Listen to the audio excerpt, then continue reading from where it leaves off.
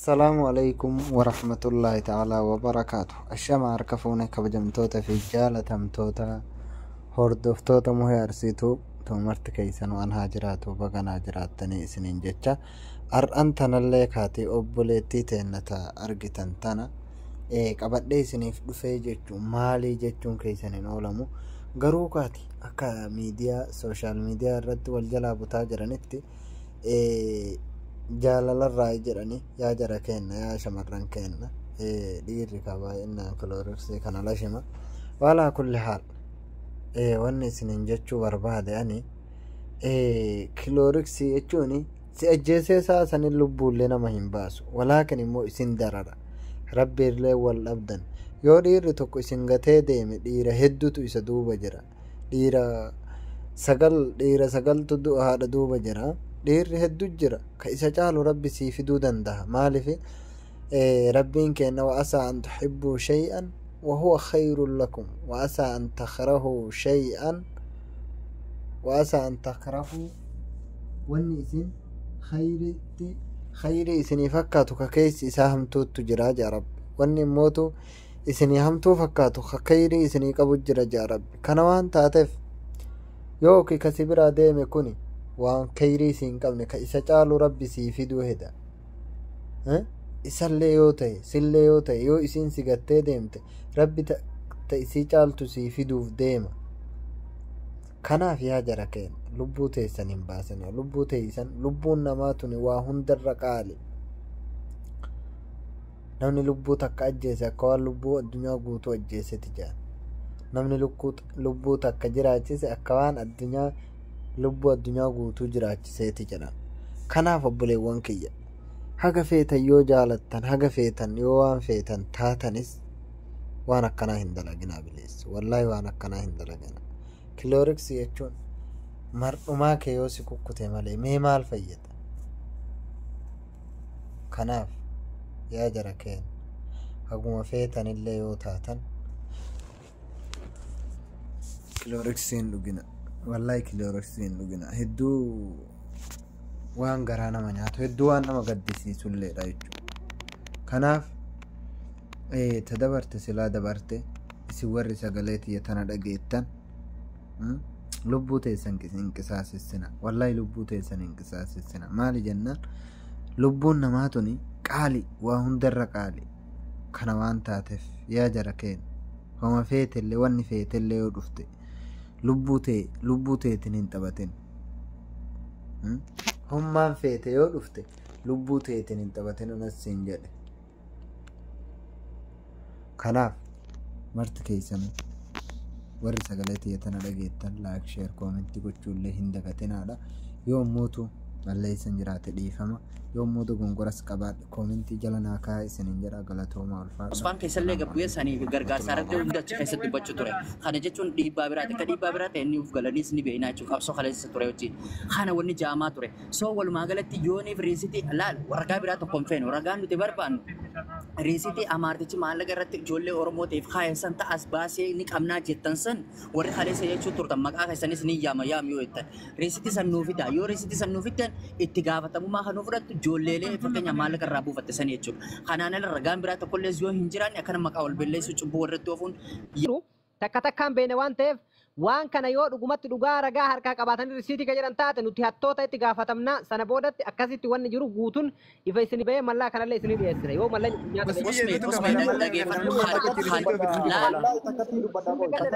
kanaan alatti dhageeffadhu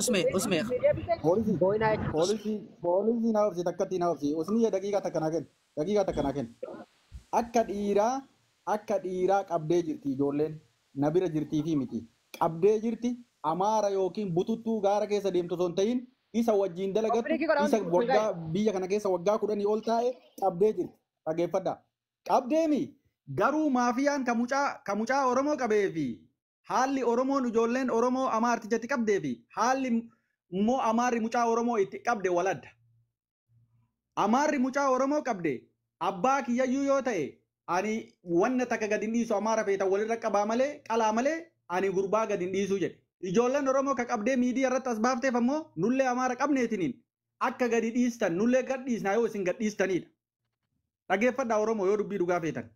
Garuu amaartichi gadhiisuu dide. Kama Oromummaan keenya amala jarri achirra baateetiin kabajaadhaan waa hundaan gartee ummata kana fuulduratti gaafa san ummanni kun salsaa dibdanii ay baaftanii maalii dibdanii as baaftanii jedhaa ture. Har'a warri har'allee waa'ee hattummaa haasa'u warra gaafa sanillee ofii wal qabdee piraankii nu goote jedhaa turedha. Wallaahi laziim.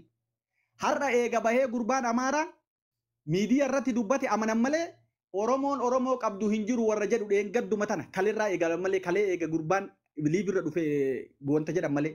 Gurbaan ilma Oromootu na baase jechuu gurbaan dubbate beetaa zaba gurbaa Oromootu birrii Amaararraa kafalee baase moo akkamitti birriin kafalamteef silaa gurbaan ragaan gurbaan fidate gurbatu iyyuu Araba fideetiniin jara kana harkaa na fuudhe jedhe ilma Oromootu na baase jedhe jarruu nama sana ifidi ni galateeffannaa jedhaanii jirti. Sila Oromoo santu Amaararraa mallaqa sulishaa fa'aa kenneefiitiniin kuma soddoma kuma maalii isin jettan kana gurbaa Oromootu Amaararraa kafalee baase yoo jettan ragaa gurbaan Oromoo sun ka baase suni kunoo ana kafalee Amaara kana baasisiise ka jedhu nuu haa dhiyeessu. Wayita kana itti salphatti ijoolleen. Wayita kana nyaattan naman jechuu dandeettan. Kijibaa fi tultullaan as jala deemtu. Ijoollee kaleessa gartee dalagaa ofii irraa naannoo qari'aa Arabaa jirturraa ari'amteetiniin Arabdichi sun dhaqeetiniin achii baaseetiniin kan silaa jara yuu fichisiisu waan gurbaa san beekuuf waan ijoollee waan kana dalaydillee beekuuf jecha kunniin achii ari'eetiniin har'a sodaadhaan jiraataa jirtu. Kijibaan birrii nyaattan jettan risiitii qofa barbaanna. Gurbaa Oromootu na baase Amaarticha jedheemi wayinuu afaan kenne. Dhageettanii jirtan gurbaa Oromoo ka ammoo tuyyuu Amaartichan Oromtichan gurbaan Oromoo ka baase birrii ammoo sulishaa fa'aa kafalee fi yoo ka baasu jiraate as jala jiraachuu danda'a nu dhageeffachuu dandayaati birrii kafalee fi baase kunoo nu salphisuuf jecha haa as mul'isu risiitii kafalee baase san maal gootanii kijiba wal jala ooftan maal gootanii wal qabsitan ayyee ijoolleen qabamte kana bichaa mitiitiniin ijoollee gaaf durii qabamtellee asirratti humaa turtan hedduudha ijoollee wallollee ka qabde as baasaa marayyuu as baasaa. Birrii irraa fudhate suni birrii fudhatameen baane akkamitti bahe suni? Eessa jirti nu baasaa ka martinu? Maa hinaaffaa gandummaa deemtan? Maa ammoo walirratti waan argine dalaguu deemtan? Dhugaa rabbiitiif yoo deemtan dhugaa ijoolleen eessaan jirti? Kaleessa lee dheessi ammallee neessu. Mee koo carraan kiyya qeerroo mee amma na dubbataa jira. Ana dubbata jarran kiyya kaa toobsaa jira. Ilaa jara kenna. Namni waan asirra hin finnuu jedheef anu ijoollee tana wanta asirra hin finnuu jedhuuf waan biraatiif. Namni mootu oofee akka yookiin waan kana keessatti nu waa nyaannee yookiin waa badee ijoollee tana isin hin dheennuu isin fakkaataa jira. Ijoollee wanti isin hin dheennuufi waa biraatiif miti. Haqa jirtu argine yoo namni dhuguma rabbii nam 1,300 jira. Mucaan sunillee ilma Amaaraati. Amaaraan san keessa illee namni walitti hidhatanii jira. Mucaan sun risiitii fidee asirratti kunoo birrii hagana narraa nyaatan jedhe. Akkuma birishaan jedheen kafalla rakkoo hin qabu. Birrii narraa nyaatan yoo jedhe. 35,600 narraa nyaatanii ettanii ooftan. Fiddanii nama dhuunfaatti galchitanii nama dhuunfaa irraa ooftanii ana wanti na gubeen haasofsiisu. Sigalee nama tokkocha sababa nam tokkooti jecha qeetti nama galchitan. Qeetti sirkaa fi shaffile jettaniitiin asirra haasoftan. Kaleessa irraa kaasee ilaa har'aatitti. Akka Oromootitti immoo sikkoo fi mandoo jettanii irra haasaa jirtan. Ilmaan sikkoo mandoo immoo sirkaa fi shaffilatu waan kana dalagee jettan. Ijoollee waan kana keessa quba hin qabne sigalee fiddanii maqaa nama wanti gootan. Kan nama gubu kana sigalee ani wanta asirra dubbachuu didee wanti kun haa dhaabbatu jedhee isin afoo dhaabbataa jiruufis usmiyeellis ta'ee nama biraa. Wanti kun akka argiteetiin uummata kana jidduutti gaaga'amni nu uumamneef. Sababni biraan jiru. Ani akka miyyatitti ijoollee tana bira jiraadhee nam tokko harka kiyyaan qabeetti miti. Silkiidhaan quba qaba. Silkiidhaan quba qaba malee wanti ani silkiinu kan quba qabu bakka jarri rakkatti rakkoo jara baasuudha. Yoo jarri cinqamte argitee bakka yoo achitti namni itti dhufe bakka san itti achirraa jijjiiruudhaaf silkiidha waan akkasii yaalaa godha. Osoo san yaalaa godhaa jiru wanti sunuu nu hin milkoofne. Sigalee akkaataa ijoolleen itti qabamteetu haala biraati. Akka ijoollee harkaa fuudhatintu haala biraati. Kanaafan argitee ani daffaneetiin hin biroonni ta'uu barbaada. Garuu warri birrii nyaattan jettan abboo nama fedha jetti kaake. Nama jalan dubbatin haake. Warri birrii nyaattan jettan fidaa riisiitii keessan. Risiitii gaarii yoo fiddani isinii deebisne deebii rakkoo miti. Yoo daa'imu hunda asirra deebisaa oolle rabbooftu qeesuu ta'alle risiitii keessan fida. Lammaffaa warrootuma jibbiinsa gandummaa dhimma dhuunfaa namarraa qabdan to'an akkana haasaa jira. Maarqoosis ta'ee namoonni biraa warroonni isa jala ijaaramee deemaa jiru. Warroota kalee namni kunuu Amaaraa miti Oromoo nama keessan dhiiga salsaa dibdanii tumaa bultan nuun jettan. Nama keessan hiitan malee Amaara hin hiine nama nuun jettan. Nuti Amaara keessaa mootu ijoolleen ta'e Amaara keessaa kan qabda lachuu jajjabaa biyya kana keessatti argitee buuleyyii nama jajjabaa warroota argiteetiin akka abbaa biyyaatti jiraatu qabamee dhufe. Kana galatoomaa isin jedhu ijoollee waan kana qabdan dhibbarraa dhibbatti isinuu jagna isin dhuguma ilmaan waaqa guutuuti isin ilmaan leencisoo diigaati dhugumatti leencota ilmaan leencaati galatoomaa isin jedha ani wanti argiteetiin akka asirra dhufneefi ijoollee tan akka argiteetiin kaleessa haarsaa guddaa kafaltee asirratti illee argiteetiin maqaa jaraa hin balleessinuudhaaf wanti biraa hin jiru birrii nyaattan jettanii miti fida birrii nyaattan jettanii miti riisiitii fida. Wanti ijoolleen akkasirra hin dhufneedhaan akka maqaan jaraa hin banneef malee waa biraatiif miti. Garuu haalli ijoollee harkaa itti ba'e haala badaadha. San himuu hin barbaadu. Akka hin taanetti ijoollee harkaa baatu ijoolleen. Ammayya kiyya dubbii gabaabsi. Galatooma Oromoo koo dhugaa jirtu addaan isinii baay'ina fakkaataa akka mataa kiyyaatti itti mammalee itti hidhanii jette Oromooni. Kanaa ol isinitti hidhuu hin dandeenyu. Warri faamtatti na kennuu ismii waan tokko sitti ho'edha. Carraa isin kennaaniif fixadhaatii carraa isinii kenna. Ila dhageeffadhaa. Namatti hidhan malee namatti himan malee namatti hidhanii jedhan. Nuti waan jirtu ijoollee dhufte isinitti hin ta'e. Ana akkuma isinii miskiina qulqulluu waa takka irraan beedha. Ijoollee kanallee wallaahi akka mataa kiyyaatitti waan kana finnee irra tumsiifne malee nuti. Wallaahi nama takka itti dabalee guyyaa takka maalirra jirtan akkam gootan jedhanii hin gaafanne akka mataa kiyyaatitti isii galee. Ijoollee waan kana dara jechuudha. Wama takka irraa quban qabu akkuma isinii ayuma maajuujuma kana isii galee. Kanaafuyyuu hundi keessan waan jiru dhageessaniitti hin jirtan. Namni immoo booda deebitee albaata. Kakijibaa maqaa namaa balleessite. Higalee waa takka quban qabne iluu Ameerikaa jiru iluu garteetiin mallaqa miskiinatitti hajamu miti innu miskiina bee qarqaaraa olfaa mallaqa nyaatte jedhanii ni bar. Wallaahi nama ajaa'iba uummanni Oromoo kun. Anaa fi afarsaa ta'e nafuu jireenya akka malee keessa jirru. Higalee tabaqannee nuyyuu dalagaa kenna gadhiifnee bakka biraa jirru mallaqa nyaatte waan kana mallaqa nyaatte irraa baddee jedhan. Kanaafuu jibbaa dhuunfaa namarraa qabdan jibbaa gandummaa namarraa qabdaniif jecha waan hin taane namatti laaquu dhiisatiiti mee dhugumaan ragaa yoo qabaatan nama san qofa ijoollee waan san haasoitu keessattuu waan kana adda durummaa namni haasaa jiru ijoollee wallooti dhageeffadha mallaqa kana jechuun ijoolleen kun hin kafallaa jettee ofirratti kun imrishaa jeelaan ka jedhu kun nakkafala jedhe mallaqa kana qarshii takka ijoollee kun yoo nyaata sigalee kanaafuu ragaa qabdanii gadi baasa lakki ragaan qabne uummatuma hawaasuma arrabsuu barbaaddanii sigalee hawaasa yoo arrabsuu barbaadan itti kufaa itti jechuu barbaadan. Sharraan kiyya amma lama dubbattanii sulii yeemeenaadhiis lama tajaajila dubbattanii yoo xiqqaate sa'a tokko isin dhageeffadha as jala taa'e galuu qofaa miti mee anis akka nama tokkootti yaada tokko kennachuun barbaada naa obsa galatooma obboleeyyan kiyya wanni dubbii teessanillee walii galuu dhorgimee maayikii qabadhaa yoo miira taate malee dhugaan jirtu lafa jirti dhugaa tana namnillee rabbillee ni arga. Maal jechuu barbaade tokkoffaa irratti wanni isin hubachuu qabdanii gurbammaan bahe sunuu akka isin humni keessan faca'uu godhuudhaaf waan san jedhe.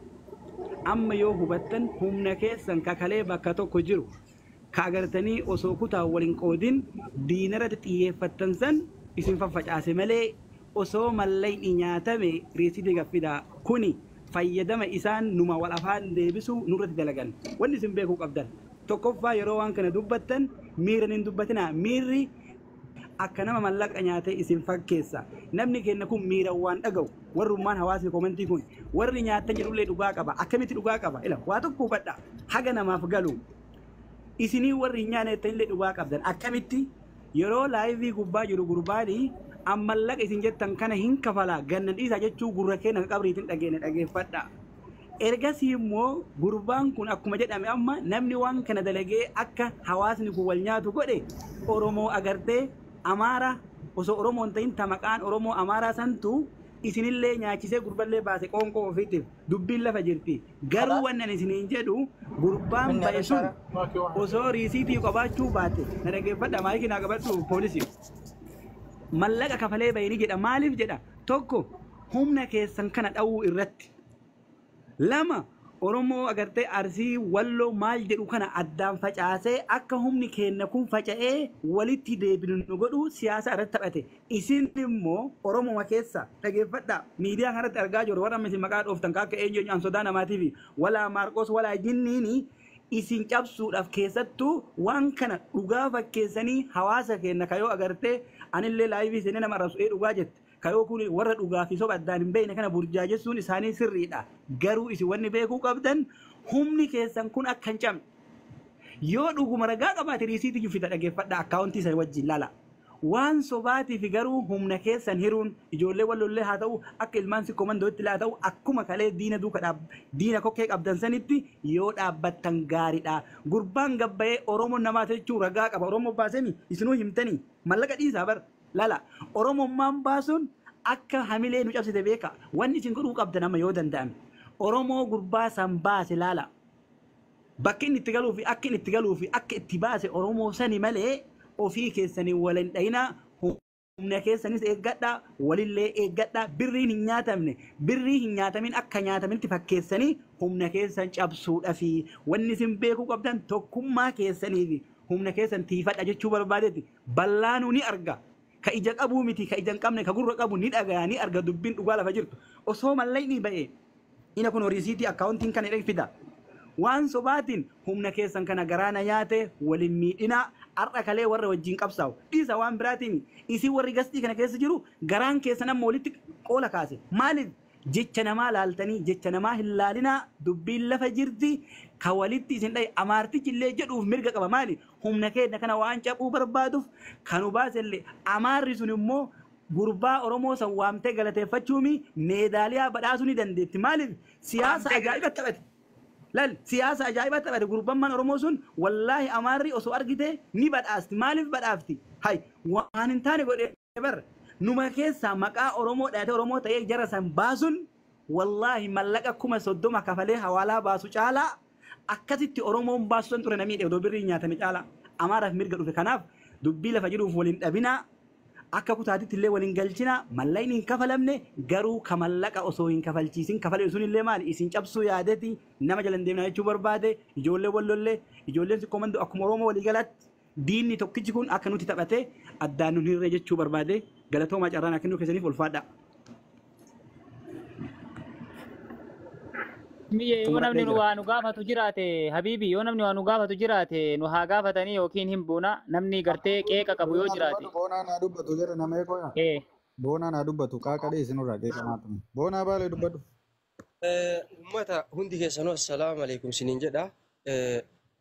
Waan isin agarreef tanaa qaayxattan waan gartee isin cabsaa malee waan biraa haasawaan jirtan. Isin hunda keessaa nama gastii kana keessa jiru nami dubbiin isaa dubbii mi'ooytu dubbii dhugaa fuulduraa fi duubatti illee dubbachaa jiru qeerroo Oromoo kana qofa arge laal dubbii qeerroo Oromoo amma dubbachaa jiru tana isin hundi keessanuu dubbii tanarratti gadhaabbadha. Nuti jara tana kaleessa akka nama tokkotti qabne nu harkaa fuudhan nama keenya Oromoo nama nu beeynu nama nu waliin nyaannee dhugaa jirruttu nu harkaa fuudhe kana quba qabdan yoo nama kanatu nu harkaa fuudhe kana awwalallee isinitti himaa jirra. Kanaafi warroonni ammoo bakka biratti mallaqa hagana hawwalchiiftanii jecha fudhattanii gadhiiftanii jechaa jirtan yoo waan kana ragaa qabatamaatti qabaattan uummata nama kumaatamaa kanarratti as bahaati of tahaa dubbadha. Yookaan amaarri qabnee nu harkaa baasan suni achi deemee waan fedhe haasa'uu danda'a hagana harkaa nyaatte yoo amaarri sun jedhe dirqama jecha kanatti amanuu qabdan nu cabsuuf isin cabsuudhaaf amaarri namichi sun deebi'ee waan barbaade haasa'uu danda'a. Jecha akkanaa kanatti hin fayyadamina dubbii walirraa quufaa wal amana dubbii namaa hin shakkina.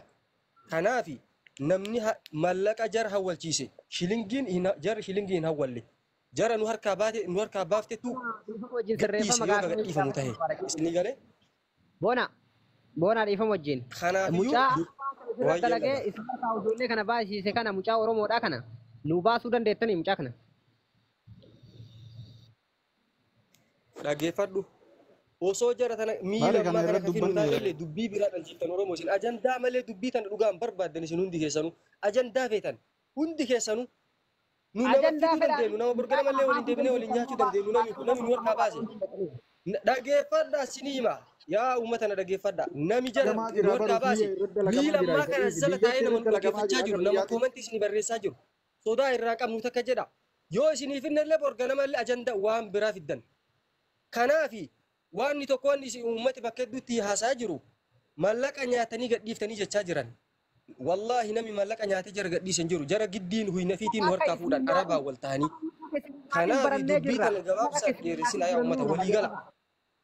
Hoy bona mallaqa akka isin nyaatiin barreetiin jirra.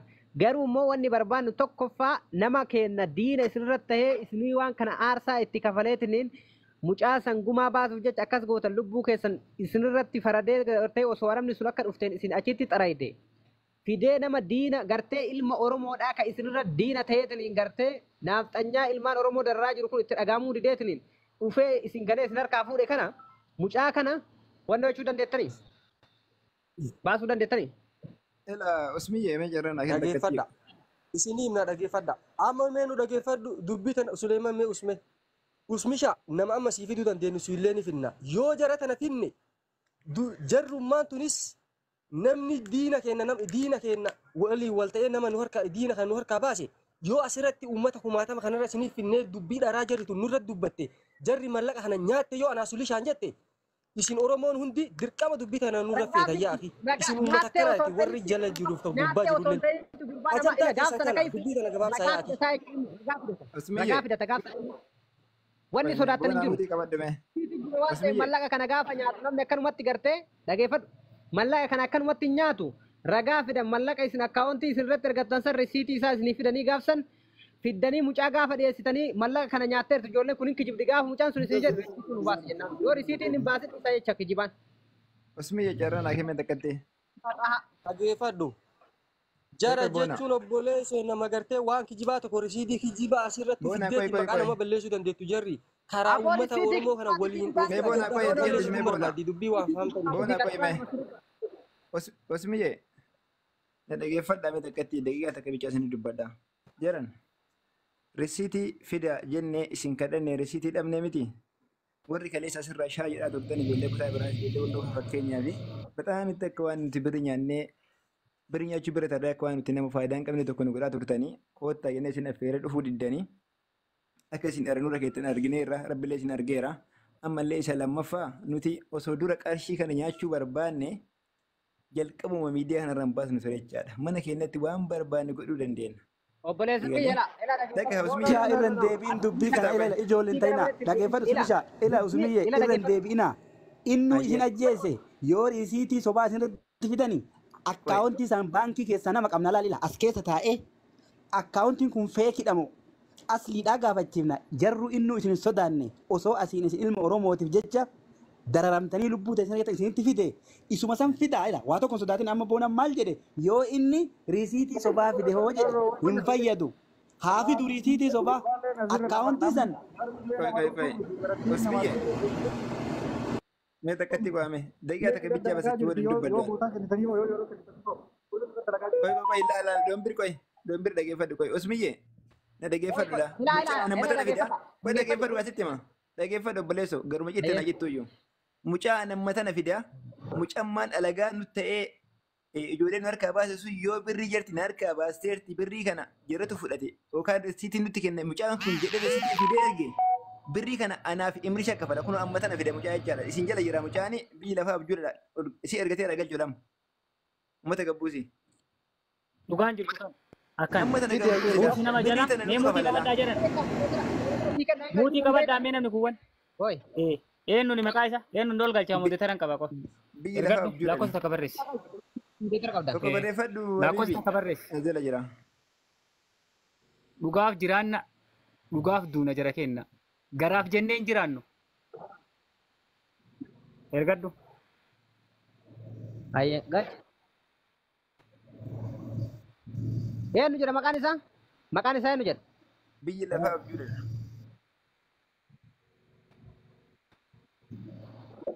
Lakkoofsa torba barreessime namni biraan barreessina. Imrishaa maqaan Namni isaa biraan eenyu? barreessina. Lakkoofsa torba barreessi lakkoofsa torba namni biraan barreessina. Gadi dhiyeetti dabala akkanumatti. Dawwalitti. Itti dabalu qaba. Laalus miyyee maal jechuu barbaada beektaa biibii kiyyaan. Ila warra amma jala kana jiranii si galtee warra gartee halkanii guyyaa ajandaa nu godhatanii akka nama gartee nuti walumaa gala waan takka bichaa dubbachuu barbaada miyyee waan garaa nama nyaattu wayii.